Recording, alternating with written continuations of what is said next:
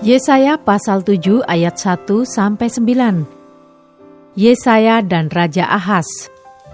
Dalam zaman Ahaz bin Yotam bin Uzia Raja Yehuda, maka Reshin Raja Aram dengan Pekah bin Remalia Raja Israel maju ke Yerusalem untuk berperang melawan kota itu.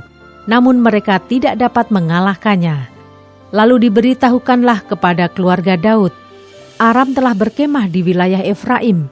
Maka hati Ahaz dan hati rakyatnya gemetar ketakutan seperti pohon-pohon hutan bergoyang ditiup angin. Berfirmanlah Tuhan kepada Yesaya, "Baiklah engkau keluar menemui Ahaz, engkau dan Syaryashub anakmu laki-laki ke ujung saluran kolam atas, ke jalan raya pada padang tukang penatu. Dan katakanlah kepadanya, teguhkanlah hatimu dan tinggallah tenang. Janganlah takut dan janganlah hatimu kecut, karena kedua puntung kayu api yang berasap ini, yaitu kepanasan amarah Reshin dengan Aram dan anak Remalia. Oleh karena Aram dan Efraim dengan anak Remalia telah merancang yang jahat atasmu dengan berkata, marilah kita maju menyerang Yehuda dan menakut-nakutinya serta merebutnya, kemudian mengangkat anak Tabeel sebagai raja di tengah-tengahnya. Maka beginilah firman Tuhan Allah, tidak akan sampai hal itu dan tidak akan terjadi, sebab Damsyik ialah ibu kota Aram, dan Reshin ialah kepala Damsyik. Dalam 65 tahun Efraim akan pecah, tidak menjadi bangsa lagi, dan Samaria ialah ibu kota Efraim, dan anak Remalia ialah kepala Samaria. Jika kamu tidak percaya, sungguh kamu tidak teguh jaya."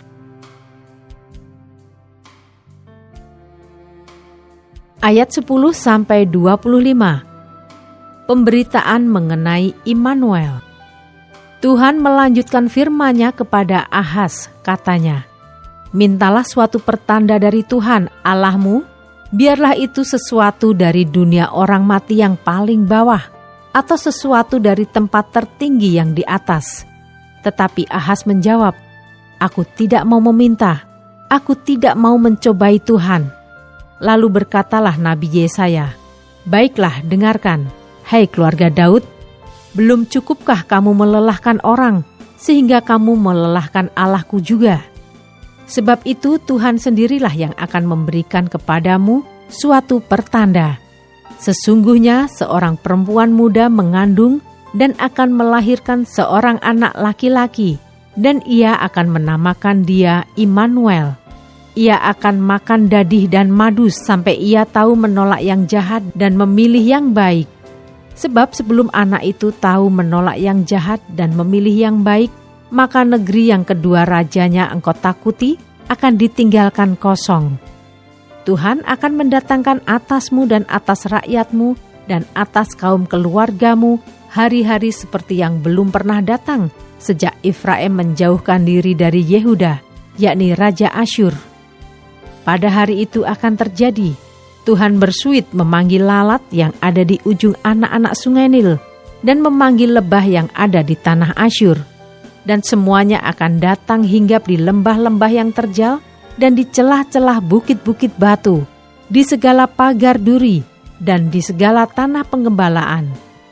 Pada hari itu dengan pisau cukur yang dipinjam dari seberang sungai Efrat, yakni Raja Asyur, Tuhan akan mencukur kepala dan bulu paha, bahkan pisau itu akan melenyapkan janggut juga. Pada hari itu setiap orang akan memiara seekor lembu betina yang muda dan 2 ekor domba, dan karena banyaknya susu yang dihasilkan, mereka akan makan dadih. Sungguh dadih dan madu akan dimakan oleh setiap orang yang masih tinggal di dalam negeri.